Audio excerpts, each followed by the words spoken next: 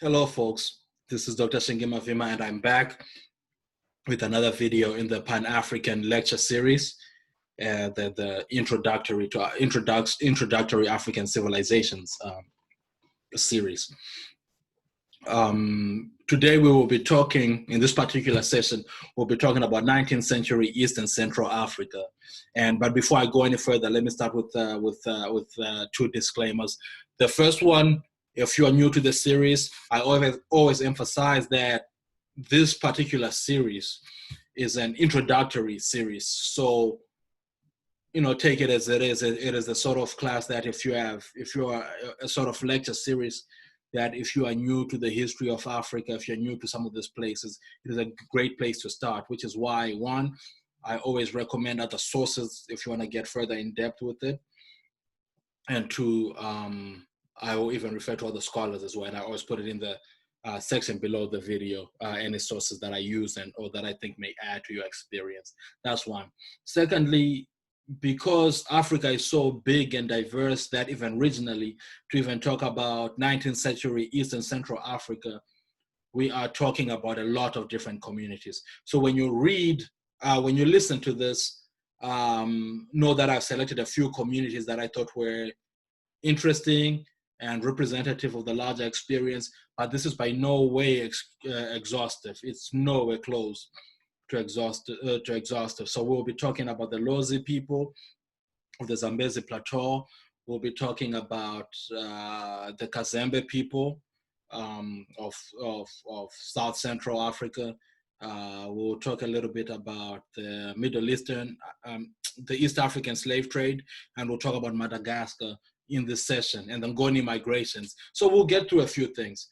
The final thing I will say is in regards to the last video I uploaded, which was on the transatlantic slave trade, or the end of the transatlantic slave trade, and the birth of Christian missionary culture in Africa.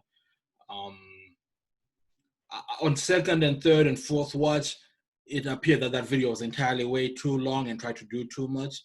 So what I plan on doing is to go back and break that video off into two videos, and I'll upload those later on in the week. But for this weekend, we have two videos. This is the first of a double header series we have. This one focuses on East and Central Africa. Then before the weekend is up, I'll upload the one on Southern Africa, 19th century Southern Africa. So let's go ahead and get started with our lecture for today.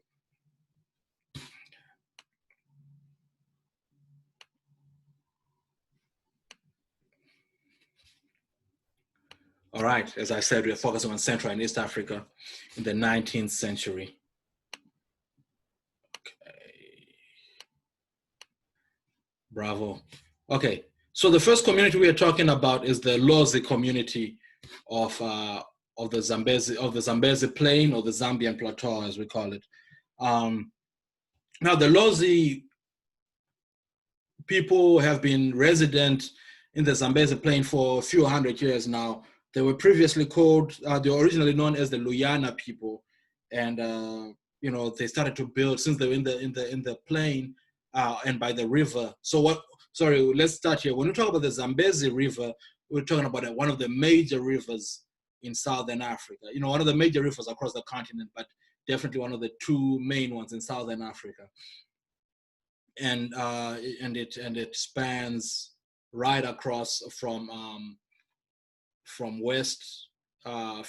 Southwest Africa to East Africa, and when it rains, it flows from north to south through an open grassy plain.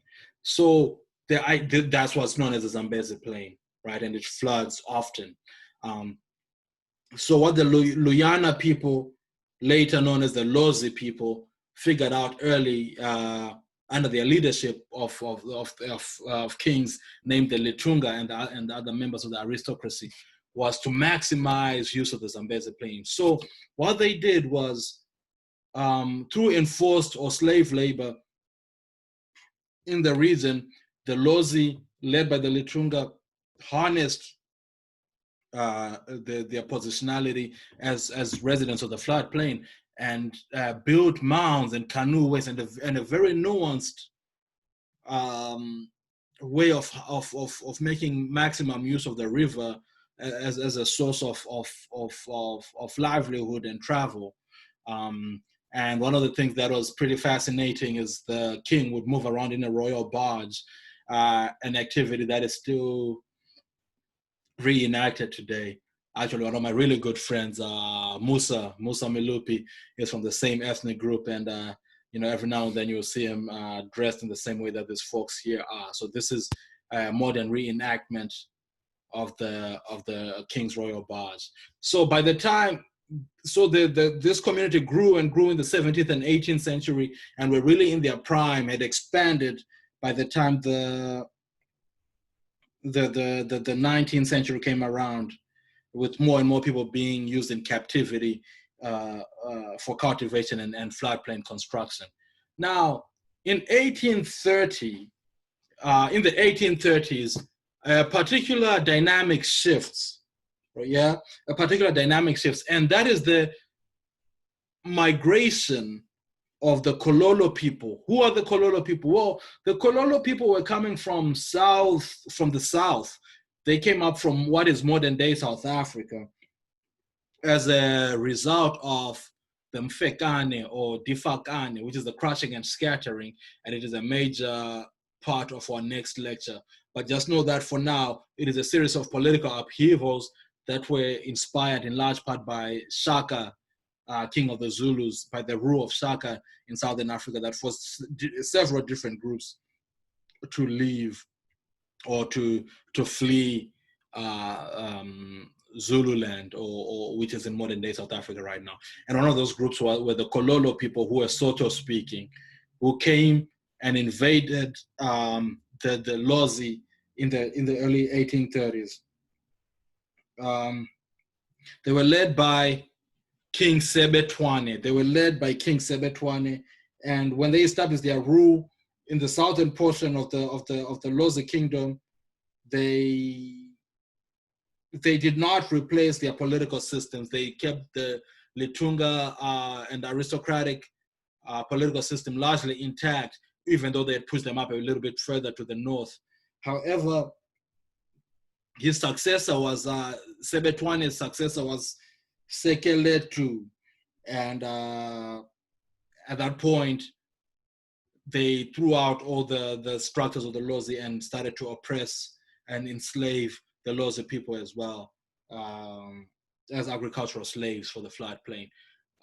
Eventually, however, frustrated by this, because the Litunga family had not been fully dismantled, they were able to regroup, and led by the Litunga, the Lozi people were able to overthrow the Kololo in the 1860s, in 1864 in particular. And yet by then, one of the important contributions that the Kololo had made is they brought this more rigid military type rule that was synonymous with the Zulu kingdom. So when the Lozi replaced them, they had adopted some of those practices as well. However, the important thing to think about here is this conflict is happening right before the advent of the scramble for Africa in the 1880s. So these are some of the situations that were weakening society. Our different African societies, this conflict that was weakening different African societies right on the eve of the scramble for Africa. So yeah, that's a little bit about the Lozi kingdom in modern day Zambia, which is South Central Africa, if you will.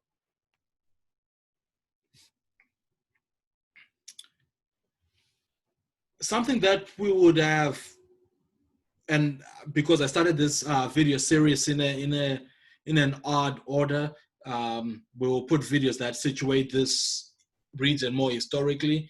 But right now we're talking about East Central Africa in the 19th century. There was a solid long distance trade in East Central Africa that had existed for centuries now. However, it developed, so the East Central African trade had existed for a long time. However, it grew in prominence in the 19th century in particular.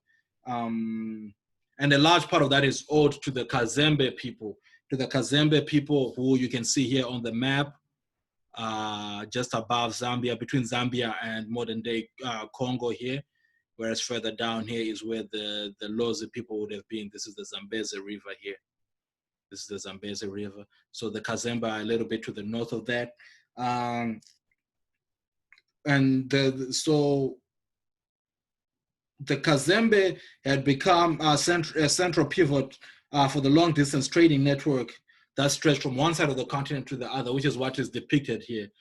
So goods would come in from the Atlantic Ocean, right, by way of the slave trade, as we spoke about, and be brought in here. Then the Kazembe themselves. So what goods were they getting from the slave trade? Things like firearms, clothes, cloth. Cloth would also come from India here. Shells and beads and other things that were manufactured from Europe. So those are things that they were importing. What were they exporting? Well, this region is well known, is known as the copper belt. So a lot of copper, a lot of ivory. This is prime, historically prime land for elephants as well as salt, right? So there's a lot of salt in that region as well. So those are the things that they were trading and moving them along to the Indian Ocean. And so the Kazembe people became very central to that trade and led to it growing as a long distance trade in East Central Africa. Prior to that, it had just been more regional, but they developed it in such a way that it connected the two oceans. Other groups that were traders as well included the Yao, the Bemba people. The Bemba famous for their ivory as well, and the Biza people.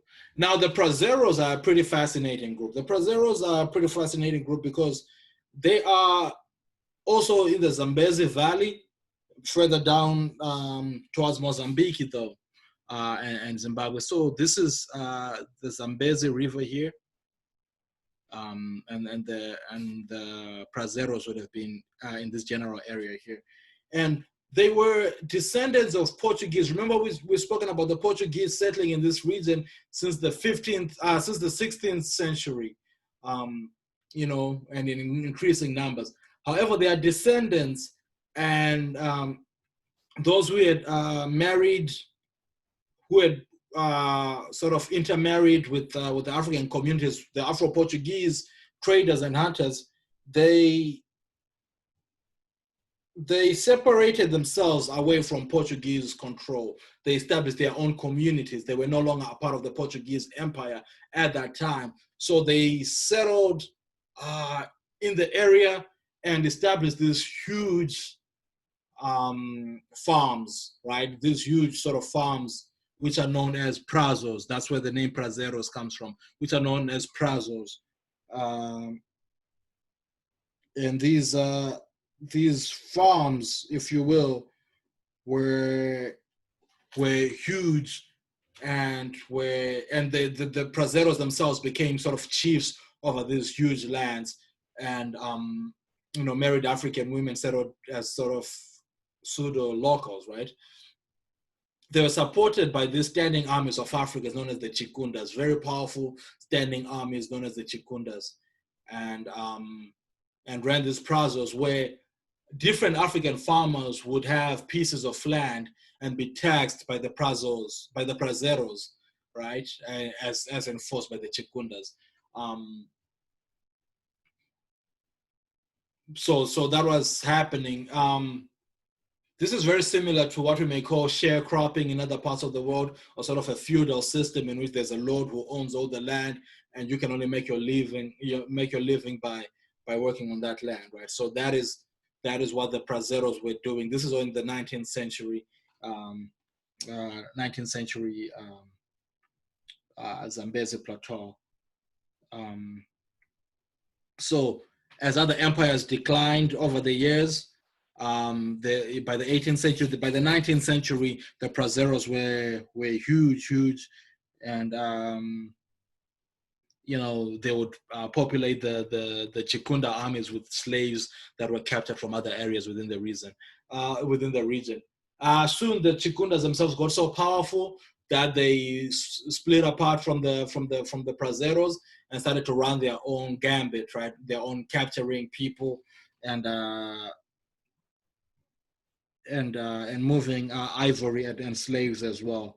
So this is a quick story about the descendants of the Portuguese, known as the Prazeros, who occupied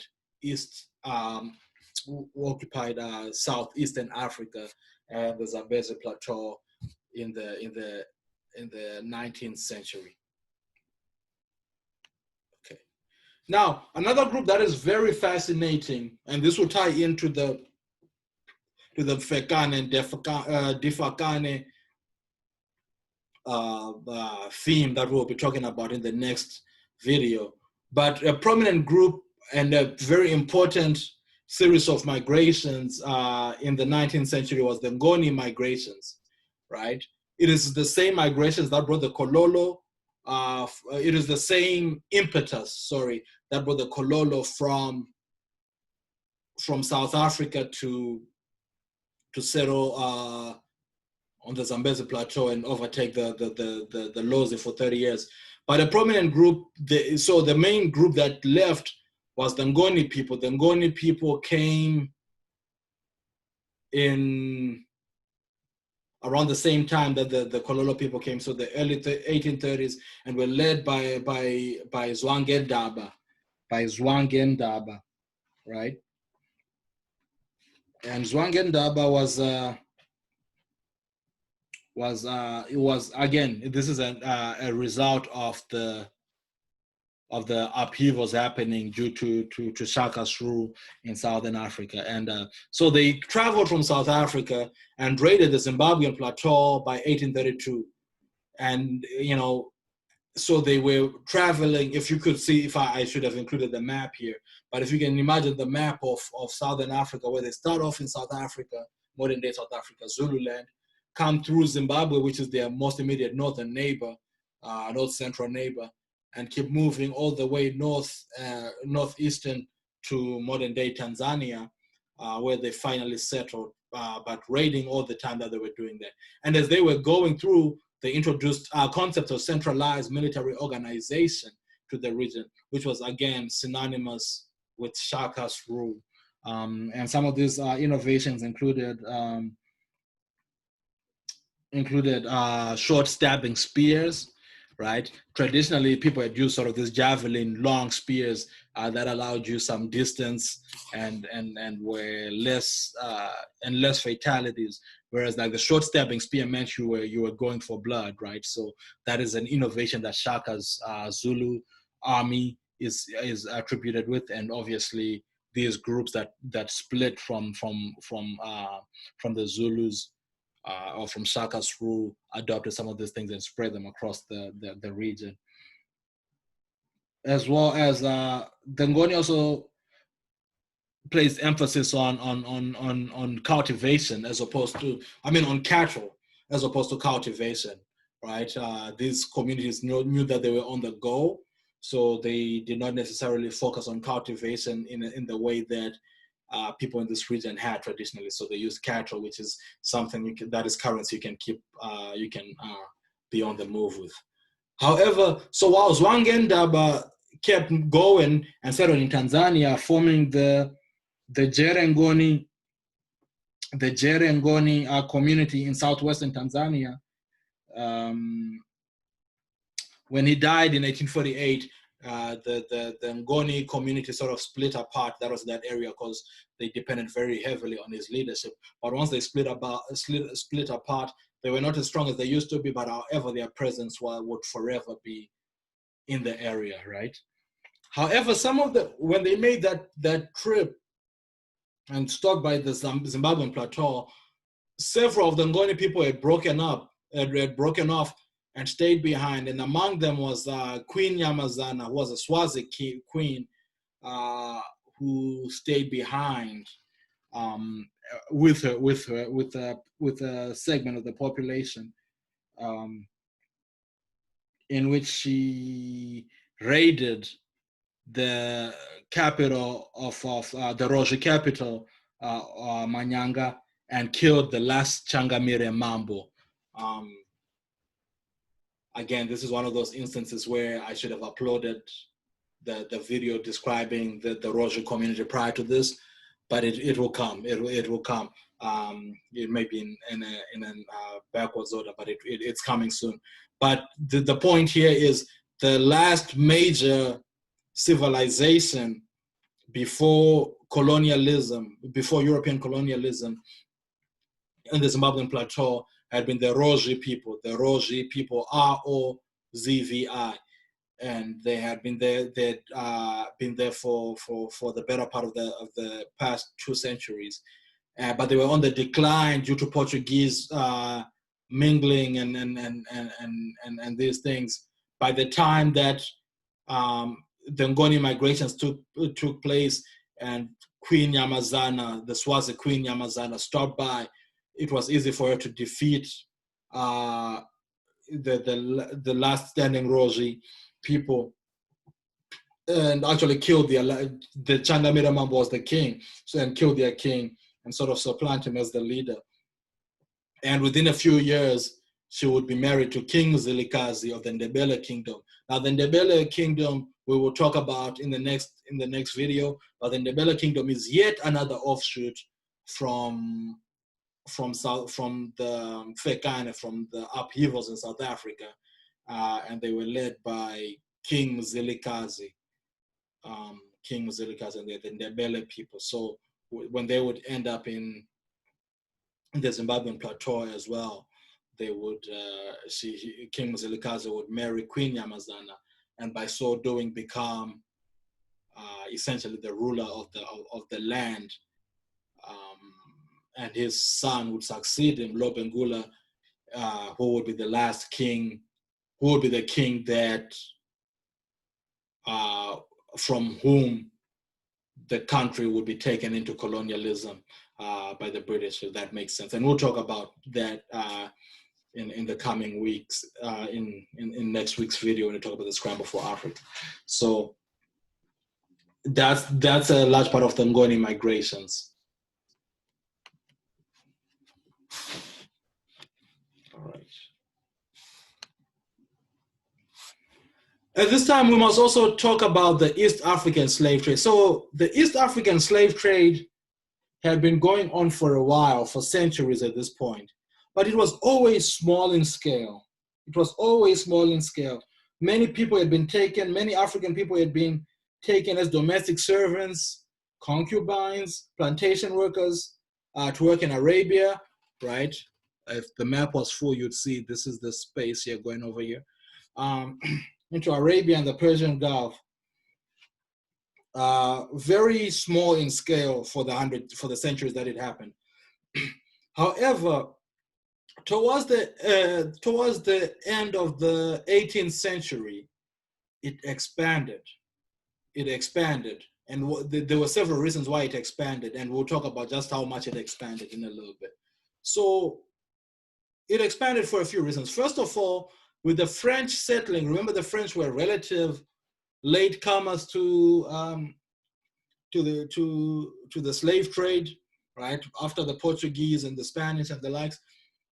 However, when they had settled, they'd established plantations in the islands on the east of Africa, right? So they established plantations in Seychelles, in Mauritius, which is down here, and in Reunion here. So those are the major ones. I think they may have had one in Comoros as well. But those are the 3 major ones that they had. And they needed to find laborers for them, right? So they needed to find laborers for them. So these were sugar plantations, sugar and spice plantations. So initially they had brought their slave workers from Portuguese and Indian traders, but eventually, as more and more people died and they needed to replace them, right? There was such a high death rate due to brutality, overwork, and harsh conditions. So they looked further afield and dependent on the Swahili coast traders, the Arab traders here, who were capturing people from inland, from the South Swahili coast, to populate their plantations here. So that's one reason. That's a large reason why the East African slave trade grew to the level that it did. The second reason was the increase in demand in Brazil. So by this point, Brazil had become the largest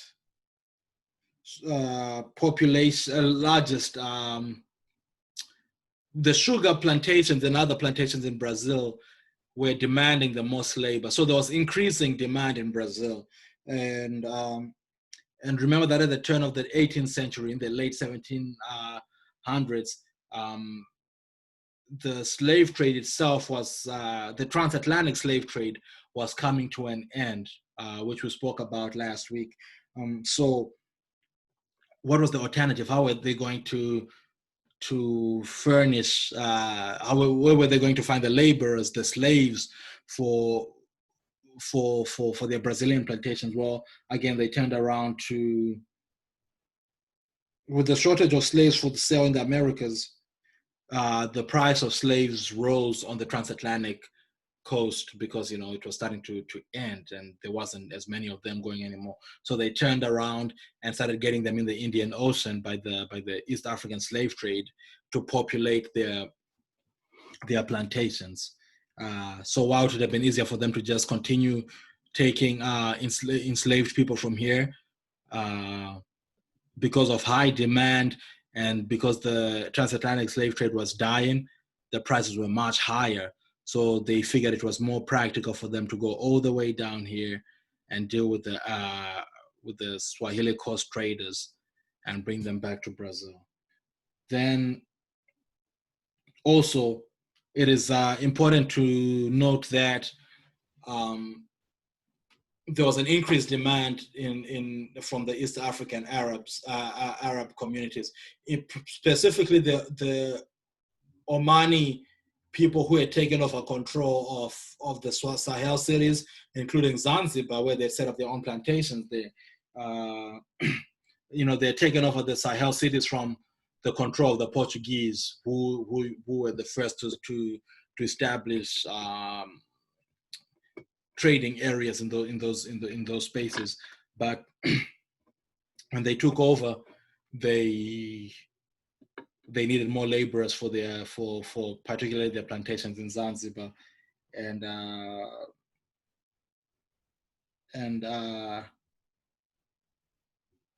so after that, there followed a rapid increase in the slave trade from the mainland to Zanzibar, and the island hosted the largest slave market along the East African coast. So that's about the Oman. So those are the three factors. First of all, the opening of the French plantations in Mauritius, Reunion, and Seychelles. These are sugar spice plantations. Secondly, the increase in demand from Brazil, which was aided by not just by more plantations there, but by the dying transatlantic slave trade, which meant that demand was higher and the cost was higher as well. So they sought alternatives. Then also the Omani taking control of the Sahel cities, including Zanzibar, and establishing plantations there. Yeah, these are the reasons that led to the growth in the East African slave trade. Now, among these Swahili coast traders, one of the most important was a gentleman named Tipu Tip, who is pictured here. His real name was Hamed bin Mohammed. And he, like I said, he was the most famous, known as Tipu Tip. He had initially come, this is around the early 19th century or mid 19th century. He had started hunting as part of the Nyamwezi people under the leadership of Msiri. But as time went on, he was able to maintain direct trading contact with different groups in the region, which kept him supplied with firearms to hunt in the forest, right, and raid surrounding villages. And he continued to grow in importance. And by the 1880s, his army was several thousand strong. And he wasn't a king in that traditional sense, right? But he was more like the leader of a bandit, of a group of bandits, albeit a very big one, right? So he would pillage surrounding kingdoms, would hunt elephants, raided villages for food, and would enslave people to sell them into enslavement, right? Captured women were taken as concubines, while men served as porters and dispersed along the route to Zanzibar. So these were a lot of people who were sold into slavery in Zanzibar were sold out from the hand of Tipu Tip. And for Tipu Tip in particular, human life was very expendable.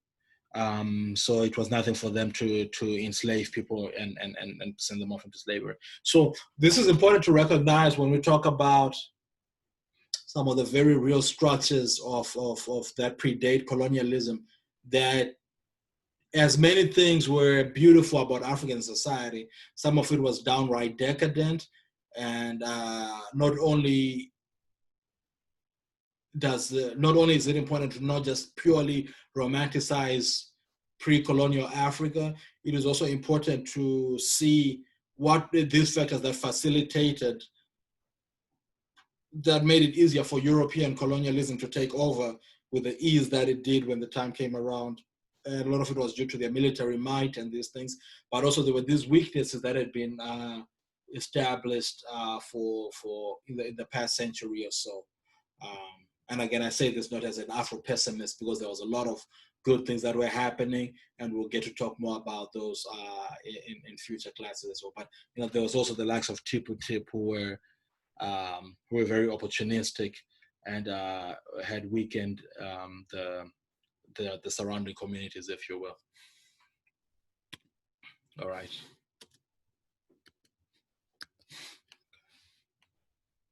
Now, Madagascar doesn't often show up in these conversations. A lot of people actually forget that it's in Africa, or at least it's considered part of Africa.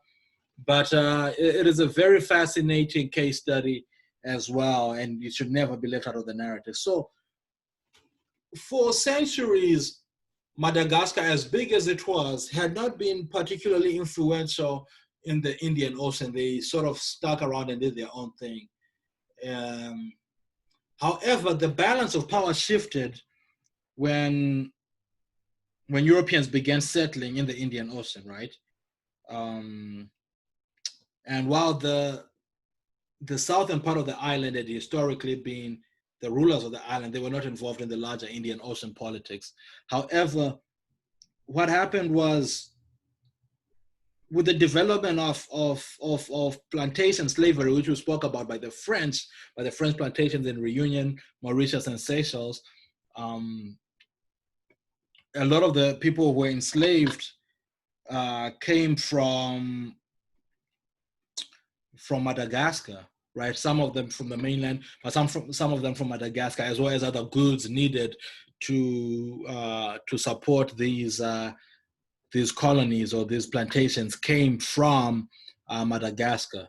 So what does that mean? What's the importance of that? Well, because now they were now empowered by resources being traded in by the French, and the French now had a vested interest in making sure that this group that was amicable to them stayed in power.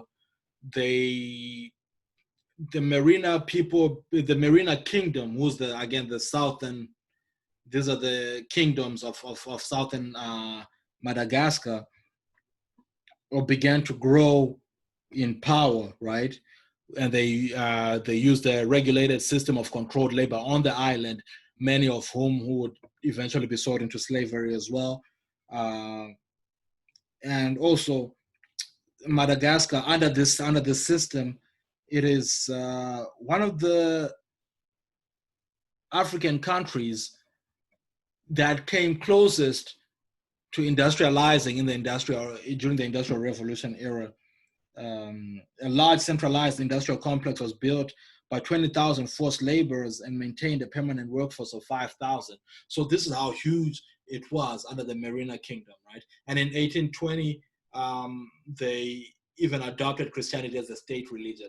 Now, it is very important to emphasize this, that the Merina King, the aristocracy, right, of Southern Madagascar, and now they had expanded, and beyond just southern Madagascar and into central and parts of northern Madagascar as well. However, what they were doing was they, as you can predict with these things, they were earning the animosity of the masses, right? The masses who were oppressed and losing their religion and these things were getting resentful of the Merina aristocracy. So when slavery was banned, the same thing that it brought them to the top became their undoing. When slavery was banned, France was less and less invested in supporting the system, because the one thing that they had really wanted from the Merina, they weren't getting anymore, and that was the slaves, right? So, and the French decided, well, if we can't get slaves, why don't we go into Madagascar itself and begin to run things, right? So they go in, and the Merina king aristocracy all of a sudden decides, you know what? Well, yeah, we don't like this. So they start to push back. The masses now initially welcomed the French, or at least allowed them to take over, because they really, really despised the Merina who had oppressed them directly for a long time now. So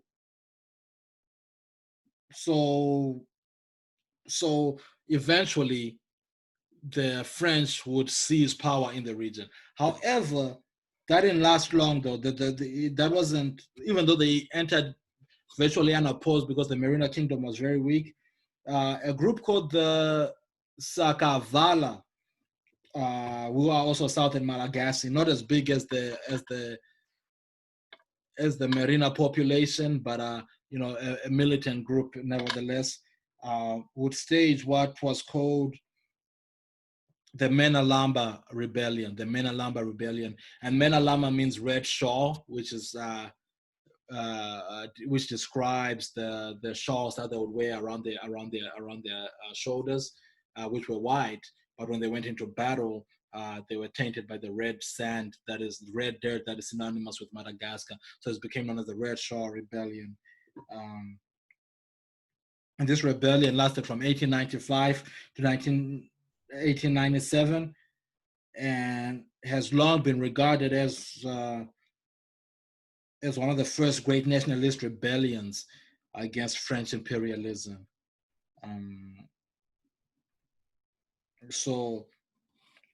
And the people here were not protesting because they were loyalists to the Merina. It could have been a protesting against the Merina or the French. It was really just the masses rising up. They had had enough of this oppression from either the Merina people who were native to Madagascar or the French overlords. Even though the French ended up being able to quell the rebellion by 1897, local resistance continued, and it was not until after 1905 that the French brought the whole of Madagascar under its full colonial control. So the Menalamba rebellion is a very important rebellion as we start to look at, we haven't even really started looking at the colonial era, but we've already seen one of the very first nationalistic rebellions against colonialism in 1895, so in Madagascar. So that is very important as well. So the idea here is the French were propping up the Merina aristocracy for decades until they did not need them anymore, and they tried to muscle in on their territory. And the Merina kingdom tried to resist, but because their native people were so upset, were so disenchanted with them, they did not receive any backing from the masses. However, when the French took over, the local people realized that they just traded one overlord for another and fought back in the Menelamba rebellion for 2 years before the rebellion was put down, even though it would stay on and off for another decade or so until 1905. So that's a little bit about Madagascar at the turn of the 19th century. Okay. All right.